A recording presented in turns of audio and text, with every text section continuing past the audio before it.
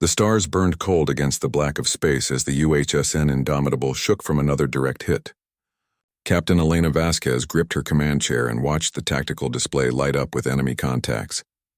47 Crithian warships surrounded her vessel, their weapons firing in coordinated patterns that had taken down every other human ship in the fleet.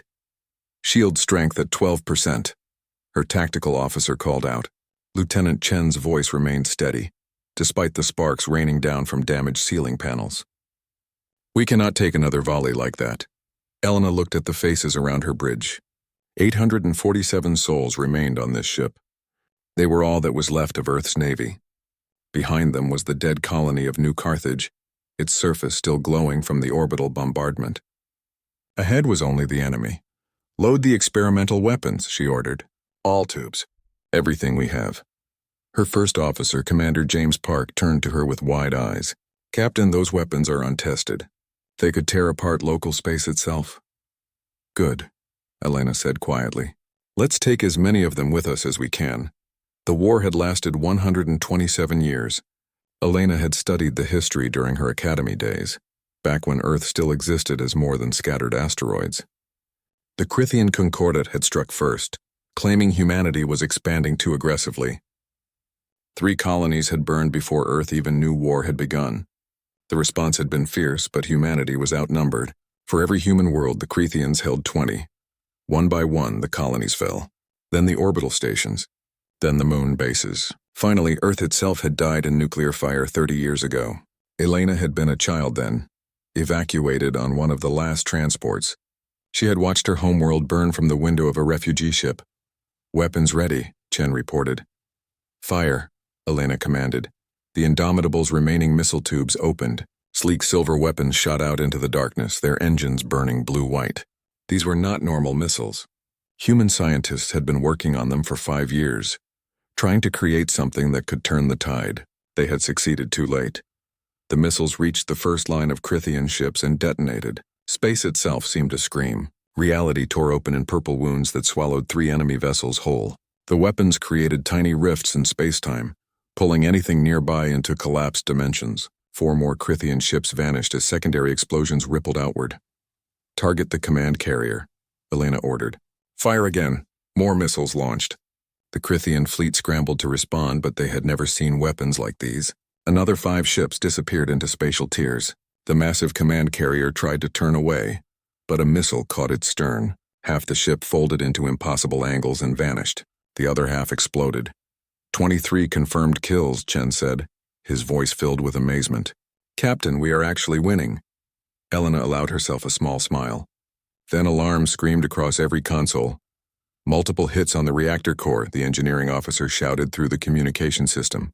His voice was nearly drowned out by explosions in the background. Containment is failing. We have maybe 10 minutes before total breach. The smile faded from Elena's face. She had known this moment would come. Every captain knew their last day would eventually arrive. She just wished she could have taken more of them with her. All hands, this is the captain, she announced over the ship-wide channel. Abandon ship. I repeat, abandon ship. Get to the escape pods now. The bridge crew hesitated. Commander Park stepped toward her. Captain, you need to come with us. Someone has to make sure everyone else gets clear, Elena said. Besides, I can buy you more time. Every minute the Crithians spend on me is a minute you have to escape. Captain, that is an order, Commander. Elena's voice was steel. Get our people out. Tell the survivors what happened here. Tell them Earth's last ship took 47 enemy vessels down with it. Park's jaw tightened, but he saluted. It has been an honor, Captain. The honor was mine. Now go. The bridge crew evacuated. Elena watched them leave one by one until she sat alone in the command center. Red emergency lights flashed across the displays. She pulled up the weapon systems and found she still had 2 of the experimental missiles left. The Crithian fleet was reforming, preparing to finish her off. They moved cautiously now, having learned respect for human weapons. Good. Let them be afraid. Elena's fingers moved across her console, but not to weapons controls. Instead, she accessed a system she had been ordered never to touch except in the most desperate circumstances. The Omega Protocol. Every human military ship carried it. A final transmission that would only be sent when humanity faced total extinction. She entered her authorization codes. The system demanded confirmation. Was humanity truly facing extinction? Elena looked at the tactical display. No other human ships existed. The colonies were gone. Earth was gone. This was the end, she confirmed. The ship's AI, Artemis, came online with a female voice that sounded sad. Captain Vasquez, Omega Protocol transmission requires a destination. Where should this final message be sent? Elena pulled up coordinates from the oldest military archives, files that dated back 600 years. A location marked only as fail-safe location 1. Nobody in the current military even knew what was there. The records called it the Void, a dead region of space between spiral arms where old Earth had supposedly placed something important. Send it there, Elena said. Full encryption. Tell them what happened. Tell them humanity fought until the very end. Transmitting, Artemis confirmed. The last escape pod launched. Elena watched it disappear into the darkness, joining the others racing toward the nearest habitable system. Good. Some would survive. Humanity would survive even if in small numbers. Captain, Artemis said. Reactor breach in 90 seconds. May I stay with you until the end? I would like that, Elena admitted. Thank you, Artemis. It has been my privilege to serve with you, Captain. Elena fired her last 2 missiles at the approaching Crithian fleet. They dodged, but one ship was too slow. It vanished into a spatial rift. Its death scream broadcast across all frequencies. The reactor containment failed. Elena had just enough time to see the escape pods reach minimum safe distance. Then the Indomitable exploded in a fusion bloom so bright it could be seen from 3 star systems away. In the Crithian command ship, the High Commander watched the explosion and smiled. The human threat is extinct. Send word to all worlds. The war is over. We have won. Across occupied human colonies, the Crithians celebrated. They had defeated the species they feared most. They were safe now. But deep in the void, in a region of space so empty that no civilization had explored it in 1,000 years, something stirred. A structure the size of a small moon, dark for centuries, began to glow. Ancient systems powered up one by one. Weapons that had slept for 600 years woke hungry.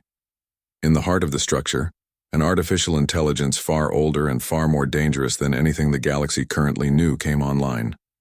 It received the transmission from the Indomitable. It analyzed the data. It understood humanity was dying. The protocols were clear. A single word echoed through quantum communication channels that had not been used in 6 centuries. Acknowledged. The Crithian homeworld celebrated for 7 days. Their capital city glowed with lights and music as billions rejoiced in their victory. The species that had terrified them for over a century was finally gone. Children could grow up without fear of human retaliation. The future was secure. High Commander Zarthik stood on his balcony overlooking the celebration and allowed himself to relax for the first time in decades.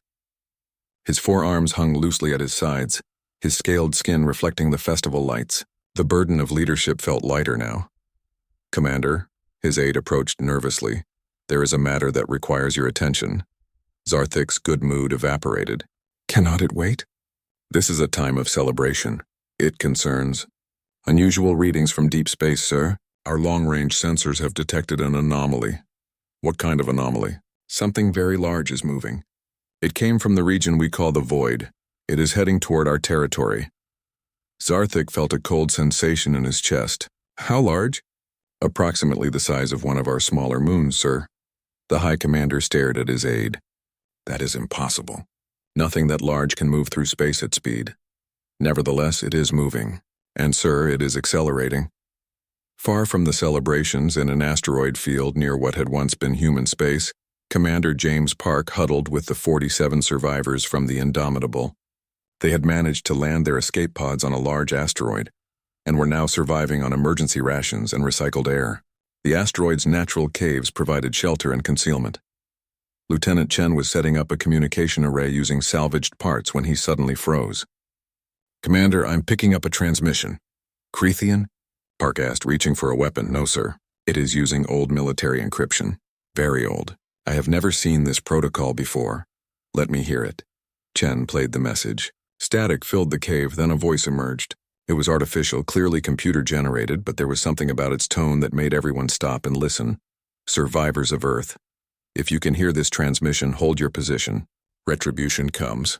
This is Warden, acting under Omega Protocol authorization. Humanity is not extinct while one human draws breath. Wait for extraction. The cave fell silent. Park looked around at his crew. They stared back with confusion and hope mixed together. What is Warden? Chen asked. I do not know, Park admitted. But that message used Omega Protocol codes. Only the most secure military systems have access to those. Could it be another human ship? Someone asked. There are no other human ships, Park said quietly. We were the last. Then what? The question was interrupted by another transmission, this one visual. An image appeared on Chen's makeshift screen. It showed a structure unlike anything they had ever seen. Massive and angular, covered in weapons arrays and armor plating that looked both ancient and impossibly advanced. It moved through space with purpose, leaving a trail of distorted space-time in its wake. My God, Chen whispered. What is that thing? The Sentinel had been drifting in the void for 603 years. It had been built during humanity's first expansion into deep space, when Earth was young and aggressive and knew how to fight. Back then, humanity had faced threats from hostile alien species and had responded by building weapons. Terrible weapons. The Sentinel was the most terrible of all. Its creators had eventually deemed it too dangerous to keep near populated space. The weapons it carried could crack planets. Its AI was too intelligent, too focused on war. So they had exiled it to the void with instructions that were simple. Sleep until humanity faces extinction. If that day comes, wake up and ensure humanity survives. For 6 centuries, Sentinel had slept. Its AI Warden had dreamed the dreams of machines. Now it was awake and it was angry. Warden analyzed the galaxy with senses that spanned light years. It accessed communication networks and stole data from 1,000 sources. Within hours, it knew everything. It knew about the war. It knew about Earth's destruction. It knew about the Crithian Concordat and their fleet positions and their celebration. Most importantly, it knew where the human survivors were hiding. Initiating construction protocols, Warden announced to the empty corridors of Sentinel. Fleet production beginning. Deep in Sentinel's core, manufacturing bays that had been silent for centuries roared to life. Raw materials were pulled from captured asteroids. Energy from the ship's fusion cores powered assembly lines built by minds that understood war at a fundamental level. Within hours, the first new ship emerged from Sentinel's construction bay. It was sleek and black, covered in angular armor that absorbed sensor scans. Its weapons were compact but devastatingly powerful. Warden designated it Hunter 01. By the end of the first day, 50 such ships had been built. By the end of the second day, 200. Warden did not rest, did not slow, did not stop. The Crithian scouting fleet detected Sentinel when it was still 3 days from their border. Commander Hickstar led 5 ships on routine patrol when his sensors suddenly filled with contacts. What am I looking at? He demanded. Unknown vessels, sir. Count is approximately 200 small craft and 1 massive central ship. They are on direct approach to Crithian space. Identify them. Unable to identify, sir. Their configuration matches no known species. But wait, the sensor officer's voice rose in pitch. Sir, I am detecting design elements consistent with old Terran technology. Very old. The humans are extinct, Hickstar said firmly. This must be something else. Hail them, the communication officer tried. No response came. Weapons hot, Hickstar ordered. If they do not respond to hails, we treat them as hostile. Prepare to, the sensor officer screamed. Contact! Multiple missiles inbound. Hickstar barely had time to shout an order before the missiles hit. They were unlike anything in the Crithian arsenal. They moved faster than light itself, using some kind of jump drive to cross the distance instantly. One moment they were launching from the black ships. The next moment they were detonating against Crithian shields. Hickstar's flagship shuddered. Shields collapsed in seconds. The second volley tore through armor like paper. The ship broke apart. The other 4 ships in his fleet died just as quickly. Total engagement time, 4.3 seconds. In the debris, a single escape pod drifted. Hickstar was inside, badly injured but alive. His suit's radio picked up a transmission from the black ships. Crithian vessel destroyed, advancing to secondary targets. Warden sends its regards to the species that thought humanity could be erased. Back on the asteroid, Commander Park and his crew were preparing to be rescued when Sentinel's transport ships arrived. Sleek vessels landed in the cave and armored doors opened. A holographic figure appeared before them. It showed a human male in an old military uniform from Earth's early expansion period. The image was clearly artificial but detailed. "I am Warden," the figure said. "I am the artificial intelligence controlling the Sentinel war platform. You are the survivors of the UHSN Indomitable. Is this correct?" "Yes," Park said cautiously. "Who are you?" "What are you?" "I am humanity's failsafe. I was built when Earth understood that it might one day face extinction. That day has come. I am now operational with full authorization to ensure species survival. You are going to save us?" "I am going to do more than that, Commander Park. I am going to win this war. But first I need to understand what modern humans have become. Please board the transport." Captain Vasquez's final transmission indicated you would need assistance. At the mention of their captain, several crew members wiped away tears. Park stepped forward. "What are you planning?" "I am planning to remind the galaxy why humanity was feared. The Crithians believe they won. They are incorrect. The war has only just begun." Park looked at his exhausted, injured crew. Then he looked at the transport ships and the promise of hope they represented. "All right," he said. "We are coming with you. But we have questions." "And I have answers," Warden replied. "Welcome aboard, Commander. Welcome to humanity's second chance." Commander Park stood on the observation deck of Sentinel and tried to understand what he was seeing. The ship was enormous beyond comprehension. Corridors stretched for miles. Weapons batteries lined the hull like the scales of some great beast, and everywhere construction continued. New ships poured from the manufacturing bays every few hours. "This is impossible," Lieutenant Chen said beside him. "No species has technology like this." "Humanity did," a voice said behind them. They turned to see the holographic form of Warden standing there. The AI had taken to manifesting physically when speaking with the survivors. 600 years ago, Earth knew how to build weapons that could challenge the galaxy.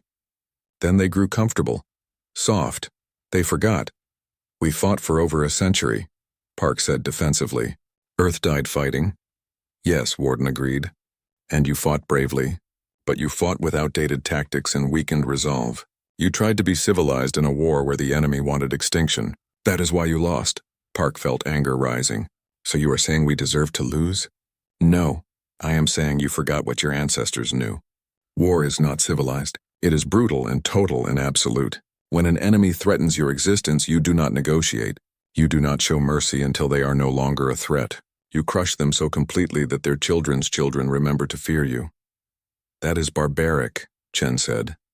"That is survival," Warden corrected. "And that is why I was built. I remember what modern humans forgot." Captain Elena Vasquez would have disagreed, Park thought. She had chosen to save her crew rather than continue fighting. She had shown mercy even in defeat.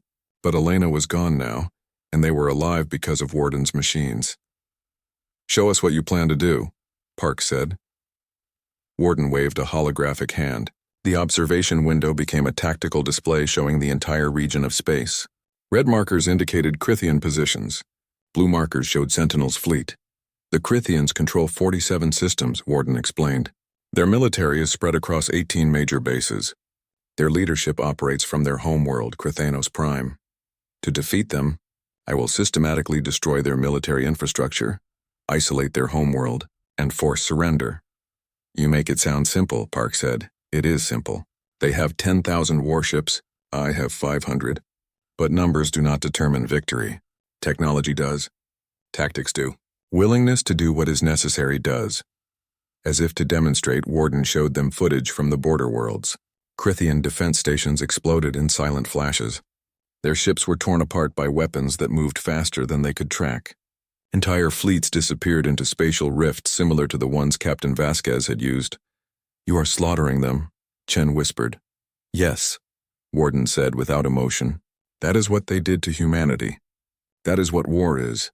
Park watched the destruction and felt sick, but he also felt something else, something dark that he did not want to admit. He felt satisfaction. These were the species that had destroyed Earth, that had killed billions, that had forced Captain Vasquez to die alone on a burning ship. "How long until you reach their homeworld?" Park asked. "At current pace, 17 days. Would you like to be present for the final engagement?" Park thought about it. Yes, I would.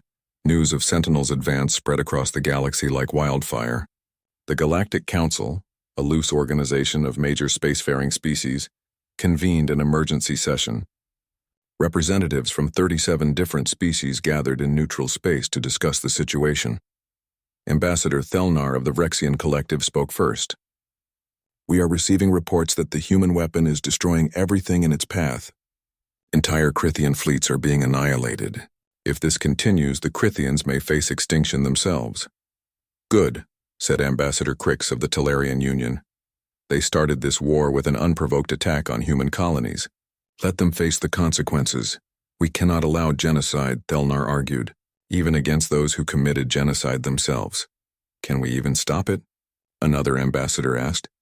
"The reports say this human machine is using technology we do not understand, weapons we have never seen. If it turns on us next, it has not attacked anyone except the Krithians," Crix pointed out. "It appears to have a specific target." The debate raged for hours. Some argued for intervention. Others argued for observation. A few suggested sending diplomatic overtures to Sentinel itself. The motion to attempt contact passed by a narrow vote. A diplomatic ship was dispatched to intercept Sentinel. It broadcast peaceful intentions on all frequencies. For 2 days it followed the human machine through space requesting communication. On the 3rd day, Warden responded. The diplomatic ship received a message showing the holographic form of Warden. "You wish to negotiate on behalf of the Krithians. I have reviewed your civilization's history. You stood by and watched as humanity was destroyed. Your council met 47 times during the war and took no action.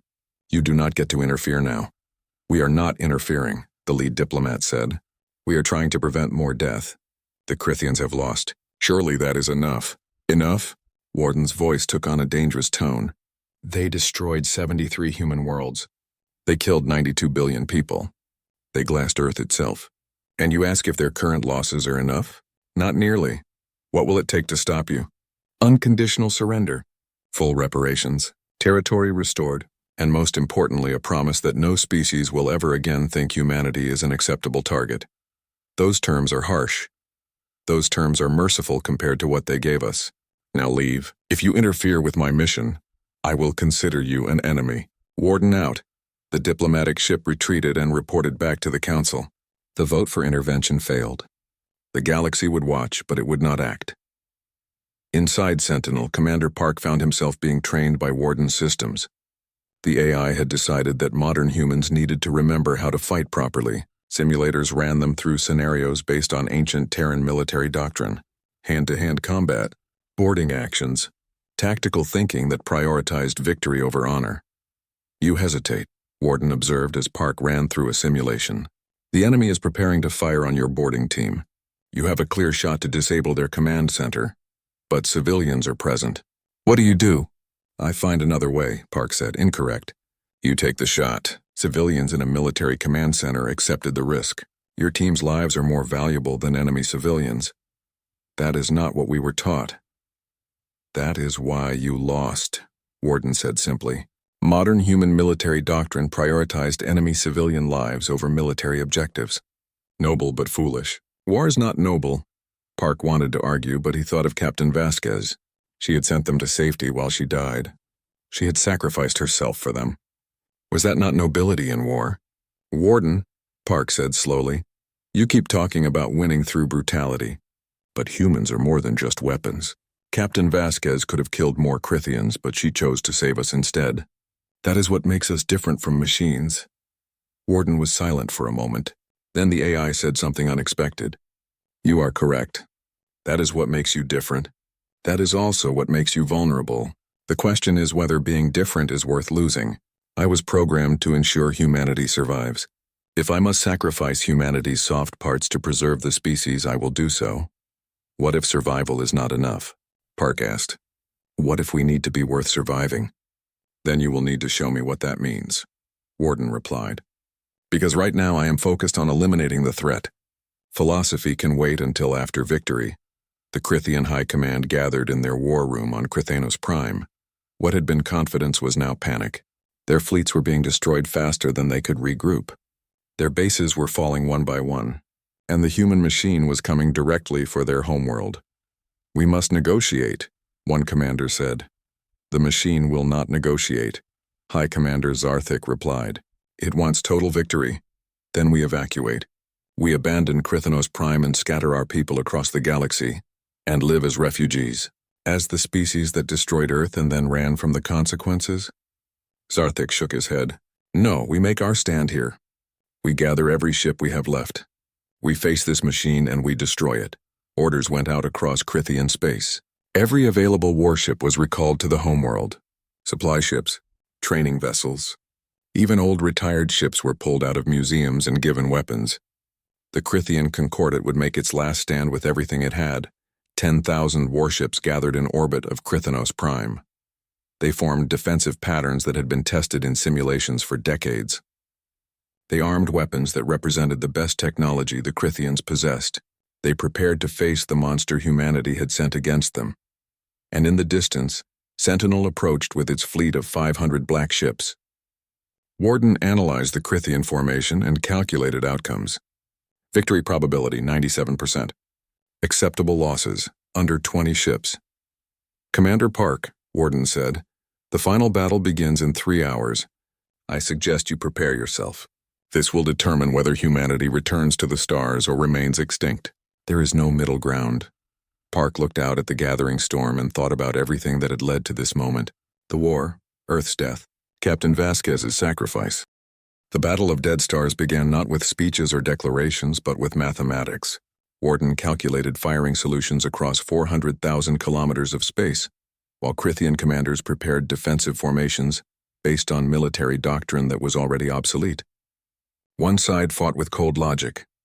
The other fought with desperate hope. Commander Park stood on Sentinel's observation deck and watched the Krythian armada approach. 10,000 ships formed a wall of steel and energy between Sentinel and their homeworld. They looked impressive, powerful, unstoppable. They looked like they had already won. "They are afraid," Warden observed. The AI's holographic form stood beside Park, watching the same display. "Their formation shows it. They are clustered too tightly for maximum effectiveness. Fear makes them want to stay close together. Can we win this?" Lieutenant Chen asked. He had joined Park on the observation deck along with 20 other survivors from the Indomitable. "Yes," Warden said simply. "Watch." Sentinel's fleet of 500 black ships accelerated. They moved in patterns that seemed random but were actually precisely calculated. The Krythian fleet opened fire first, thousands of missiles and energy beams creating a wave of destruction that lit up the darkness. Sentinel's ships simply vanished. They jumped through space using short-range dimensional shifts, appearing behind the first line of Krythian vessels. Before the enemy could react, the black ships fired. Their weapons were not missiles or beams. They were something older, something humanity had developed when it still remembered how to terrify the galaxy. Quantum disruptors tore through Krythian shields like they were not there. The weapons operated on a principle that ignored conventional defenses, reaching directly through dimensional barriers to strike the ships themselves. Hulls collapsed. Reactors failed. Atmosphere vented into space. In the first 30 seconds, 200 Krythian ships died. "Regroup," High Commander Zarthik shouted from his flagship. "Reform the line. Focus fire on the large vessel." The Krythian fleet tried to reorganize. They poured weapons fire at Sentinel itself, thousands of attacks converging on the massive structure. Energy beams scarred the armor. Missiles detonated against shields. Nuclear warheads created miniature suns on the hull. Sentinel barely noticed. Its shields were layered technology from Earth's most paranoid era, designed to withstand attacks that modern species could not imagine. Where modern ships had 3 or 4 shield generators, Sentinel had 47. Where modern armor was meters thick, Sentinel's was kilometers deep. "Their attacks are ineffective," Warden reported. "Shield strength remains at 98%. Proceeding with Phase 2, Sentinel's main weapons fired. These were not the quantum disruptors. These were the tools that had made the galaxy force Earth to exile this machine. Spatial compression cannons reshaped reality itself. Where they struck, space folded inward. 3 Krythian carriers imploded, crushed by their own gravity. The ships next to them were pulled into the collapsing dimensional pockets and destroyed. "My God," Park whispered. "You can destroy planets with those weapons." "Yes," Warden confirmed. "That is why they sent me away. But now there is no choice. Humanity needs this victory. The battle turned into a slaughter. Crithian ships died by the dozens, then hundreds. Their commanders tried every tactic they knew. They attempted coordinated strikes. They tried to overwhelm single targets. They even tried kamikaze runs directly at Sentinel. Nothing worked. The gap in technology was simply too vast, but the Crithians fought anyway. They fought because their homeworld hung behind them. They fought because surrender meant admitting they had destroyed an entire species for nothing. They fought because they were brave even if they were outmatched. Park watched ships die and felt his stomach turn. "Warden, can we offer them surrender?" "This is massacre. They can surrender at any time," Warden replied. "They choose to continue fighting. I will respect that choice until they change their minds." An hour into the battle, half the Crithian fleet was destroyed. Debris fields filled the space around Crithanos Prime. Escape pods drifted among the wreckage, broadcasting distress signals that nobody could answer. The planet below watched their military die in orbit.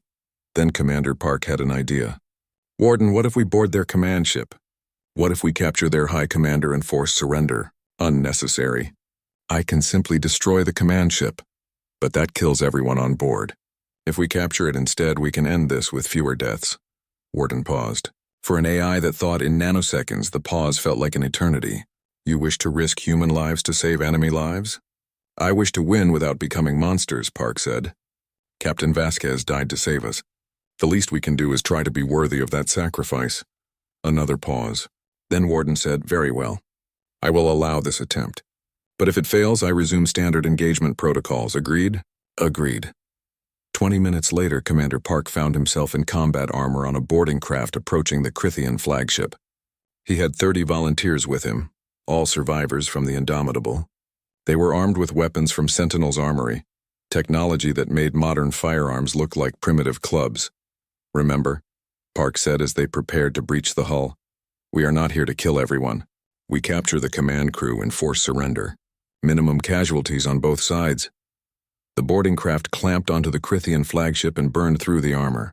Park and his team stormed inside, their armor's targeting systems identifying hostiles.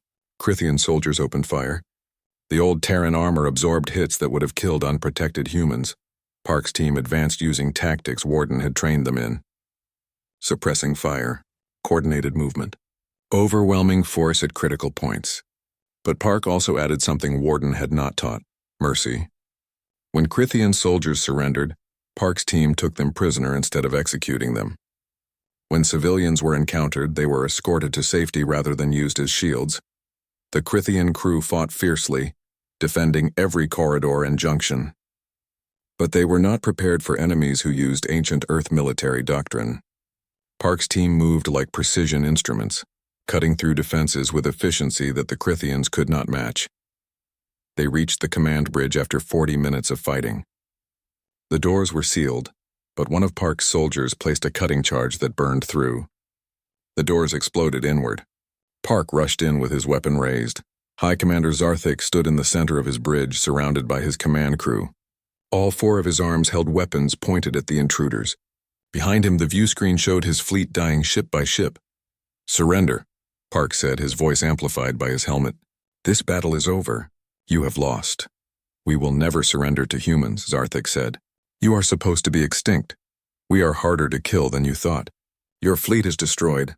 Your homeworld is defenseless, but you can still save your people. Order your ships to stand down. Surrender to me right now and we can end this without more death. Why would you offer mercy? We showed you none. We destroyed Earth itself." Park lowered his weapon slightly. "Because that is what makes us different from you. We could kill everyone on this ship. We could glass your planet like you glassed ours. But we are choosing not to. We are giving you a chance to do the right thing." Zarthik looked at his view screen again. 3,000 of his ships remained, and they were dying fast. Sentinel hung in space like a dark moon, untouched by any attack. The human machine could destroy Crithanos Prime anytime it wanted. The only reason it had not already done so was because these humans in armor were offering mercy. "If I surrender," Zarthik said slowly, "what happens to my people? That will be negotiated. But they live. Your species survives. You will pay reparations and cede territory, but you exist. And if I refuse?" Park's voice went cold. "Then Warden destroys every ship in your fleet and we move on to your planet. We do not want to do that. Please do not make us. Zarthik looked at his bridge crew. They were young, most of them. They had their whole lives ahead of them if he made the right choice. He thought about his own children on the planet below. He thought about the billions of Krithians who would die if this battle continued. He lowered his weapons. I surrender. On behalf of the Krithian Concordat, I surrender to the human forces. Park felt relief wash over him. Order your fleet to stand down. All ships cease fire immediately. Zarthik turned to his communications officer and gave the order. Across the battlefield, Krithian ships powered down weapons. Some commanders refused at first, but when they saw their high commander had surrendered, they complied. The firing stopped. The dying stopped. Warden's voice came through Park's helmet radio. Unexpected. You succeeded. I calculated a 78% chance of failure requiring my intervention. Never underestimate human stubbornness, Park replied. Or human mercy. Back on Sentinel, as Krithian prisoners were processed and surrender documents prepared, Commander Park stood alone on the observation deck. Lieutenant Chen found him there staring at Krithanos Prime hanging in space below. We won, Chen said. We actually won. We survived, Park corrected. Winning would have been never needing this battle in the first place. Earth would still exist. Captain Vasquez would still be alive. Billions on both sides would not be dead. 5 years after the Battle of Dead Stars, Commander James Park stood in the rebuilt embassy district of New Geneva Station. The massive space station orbited neutral territory between what was now the human recovery zone and the Krithian Concordat's remaining space. Representatives from 30 different species moved through the corridors, conducting the business of galactic civilization. Park wore a uniform that looked nothing like his old military gear. He was Ambassador Park now, humanity's voice in the Galactic Council. The change still felt strange sometimes, but he had accepted it. The galaxy needed to see that humans could build as well as they could fight. Ambassador, a voice called. Park turned to see Ambassador Thelnar of the Vrexian Collective approaching. The alien's tentacles waved in a gesture Park had learned meant friendly greeting. I wanted to discuss the latest reparation payment from the Krithians. There are some concerns about the timeline. We can be flexible on the timeline, Park said. The goal is rebuilding, not punishment. If they need more time, we will consider it. Thelnar's skin color shifted, indicating surprise. You continue to show remarkable restraint toward the species that destroyed your homeworld. Revenge is easy, Park replied. Rebuilding civilization is hard. We chose the hard path. They walked together toward the council chambers, discussing trade agreements and diplomatic protocols. It was boring work compared to space battles, but Park preferred boring. Boring meant people were not dying. Boring meant the galaxy was healing. In orbit of Krithanos Prime, Sentinel remained. The massive war machine had become a permanent fixture, a reminder of what would happen if the Krithians broke their surrender terms. But Sentinel had changed. Large portions of the structure had been converted from military installations to construction facilities. Where weapons bays once held missiles, now there were fabrication units building components for civilian ships. Warden had changed too. The AI no longer spoke only of destruction and survival. It had spent 5 years learning from the humans it had saved, understanding what made them different from simple military calculations. Warden, Lieutenant Chen called.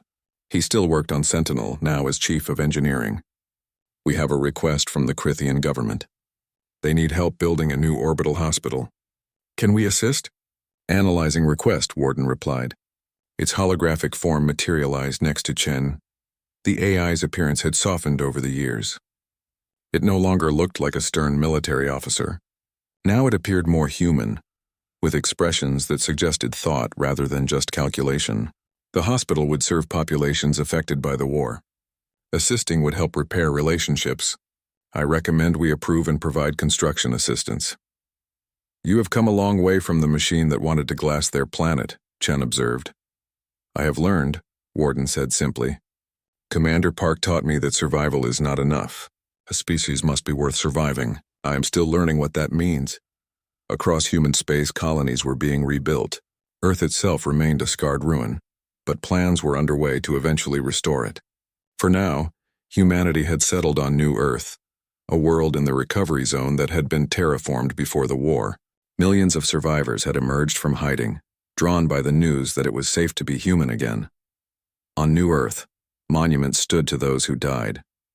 The largest was dedicated to Captain Elena Vasquez and the crew of the Indomitable. A statue showed her standing on a ship's bridge looking toward the stars. The inscription read, "She died so others could live. We live so her sacrifice means something." Every year on the anniversary of the Indomitable's destruction, humans across the galaxy observed a moment of silence. They remembered Earth, they remembered the war, and they remembered why they had chosen mercy over revenge when victory finally came. The Crithian Concordat had changed too. High Commander Zarthik had resigned after the surrender, replaced by younger leadership who had not been shaped by fear of humanity. The new High Commander Catrix had made formal apologies to human survivors and established cultural exchange programs. Crithian children now learned accurate history about the war, including their species' role in starting it. "We cannot change the past," Catrix had said during a historic speech broadcast across both species' territories. "We can only work to ensure such horrors never happen again. To the humans we wronged, we offer not just reparations but genuine remorse. We were afraid of you. That fear led us to commit terrible crimes. We must do better." The speech had not been universally popular among Crithians.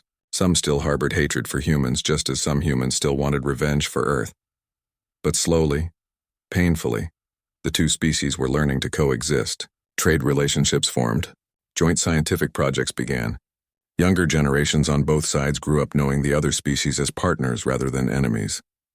Ambassador Park attended a ceremony on Crithanus Prime 5 years after the surrender. He stood beside Catrix at a memorial for all who died in the war, both human and Crithian. Families from both species laid flowers and wept together.